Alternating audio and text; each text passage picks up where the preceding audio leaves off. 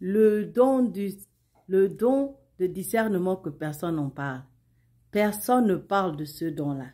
Pourquoi? Parce que c'est un don tellement puissant que lorsque tu l'as reçu, lorsque tu l'as reconnu dans ta vie, rien dans ta vie ne sera pareil. Pourquoi? 1 Corinthiens chapitre 12 verset 10 dit: à un autre le don d'opérer des miracles, à un autre la prophétie, à un autre le discernement des esprits, à un autre la diversité des langues, à un autre l'interprétation des langues. Le don de l'esprit consiste à comprendre ou savoir quelque chose par la puissance du Saint-Esprit en toi. Grâce à ce don, tu peux percevoir la véritable personnalité derrière la personne qui est devant toi. Tu peux déterminer si cette personne est gentille ou pas, si cette personne souffre ou pas, si cette personne si tu peux faire confiance à cette personne ou pas, à travers le don de discernement qui est en toi. Mais c'est un don que tu dois être prêt à recevoir, parce que tu vas tellement recevoir des informations, tu vas tellement recevoir des choses sur des gens, que si tu n'as pas de contrôle de soi, ça va te causer des problèmes. Tu vas avoir la vraie intention des gens. Tu vas pouvoir juger le niveau spirituel des gens. Tu vas savoir ce que les gens pensent vraiment de toi. Si tu entres dans la salle, tu seras capable de voir par rapport au comportement des gens, par rapport à la manière des gens de te regarder, par rapport à la manière des gens de te parler. Tu vas savoir et sentir qu'il y a quelque chose qui ne va pas. Qu'avec telle personne, il y a un problème, avec telle personne, il y a un problème. Telle personne ne m'aime pas, telle personne m'aime, telle personne veut me voir ici, telle personne ne veut pas me voir. Le Saint-Esprit va te révéler tout ça. Et quand tu regardes les gens dans les yeux, ils regardent ailleurs. Ils ne peuvent pas te fixer parce que tu peux lire dans leurs yeux leurs pensées. Mais avec ce don, tu dois avoir l'acceptance et le contrôle de soi. Tu dois vraiment avoir l'acceptance et le contrôle de soi. Parce que ce don ne fait pas de différence. Même dans ta propre maison, même dans ta propre famille, les choses te seront révélées. Les gens te seront révélés. Il n'y aura plus de secret pour toi.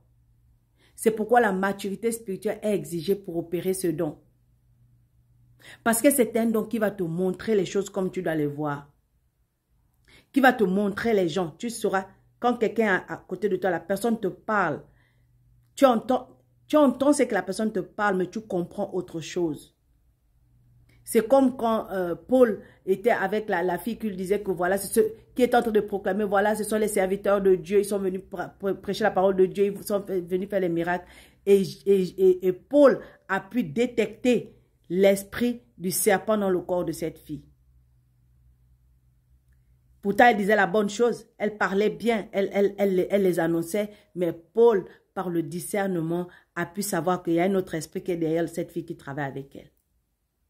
Et voilà ce que Jésus nous dit dans Matthieu chapitre 6, verset 22. L'œil est la lampe du corps. Si ton œil est en bon état, tout ton corps sera éclairé. Ça va tout éclairer. Même ta famille et tes amis seront éclairés. Et quand tu connais la vérité, c'est très difficile de continuer à faire semblant. C'est pourquoi les gens qui opèrent ce miracle sont le plus souvent seuls. Parce que tu ne peux pas faire semblant. Et aussi parce que quand tu as ce don-là, les gens ne peuvent plus rester à côté de toi. Les gens ne peuvent plus faire semblant avec toi. Les gens ne peuvent pas te contrôler. Parce qu'ils savent qu'ils ne peuvent pas te contrôler. Ils vont te chercher des problèmes. Ils vont chercher à te nuire. Pas parce que tu es mauvais. C'est juste parce que ils savent que tu sais. Et parce que tu sais que tu ne dis rien, ça les met mal à l'aise. Et eux, pour se venger de toi, ils vont chercher à te nuire de toutes les manières possibles. Mais toi, tu dois savoir comment te contrôler et rester dans la paix. Tu restes calme, tu restes réservé. Même si tu vois les personnes qui rient avec toi hier vouloir t'éviter aujourd'hui. Même si tu vois que c'est écrit coupable sur le visage de quelqu'un, tu restes tranquille. Parfois même, tu pourras savoir ce que les gens pensent et comprendre ce que leurs gestes et leurs mimiques veulent dire, sans même qu'ils ouvrent leur bouche pour parler. Mais tu restes tranquille, car c'est eux-mêmes quand ils vont savoir que tu sais, ils vont s'éloigner de toi, ou ils vont t'éviter, ou certains vont couper le contact avec toi, et d'autres vont même déménager. Certains même vont venir, au lieu de faire tout ça, ils vont chercher les problèmes, ils vont te chercher les problèmes que je viens de dire, ils vont te chercher les problèmes inutiles. Toi, tu regardes, tu dis, mais moi, je n'ai rien fait. Moi, je sais, mais moi, je n'ai rien fait. Je n'ai rien dit. Dans ce cas, tu restes tranquille. Tu restes dans la paix. Tu restes tranquille parce que les gens qui doivent venir vont venir. Les gens qui peuvent être autour de toi, lorsque tu as ce don, Dieu va les envoyer. Et quand tu les verras, tu sauras.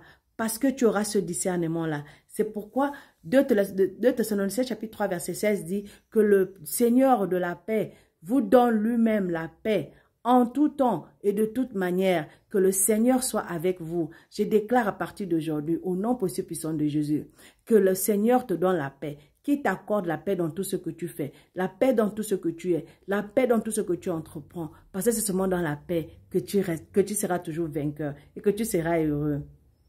Abonne-toi si tu n'es pas encore abonné. Shalom.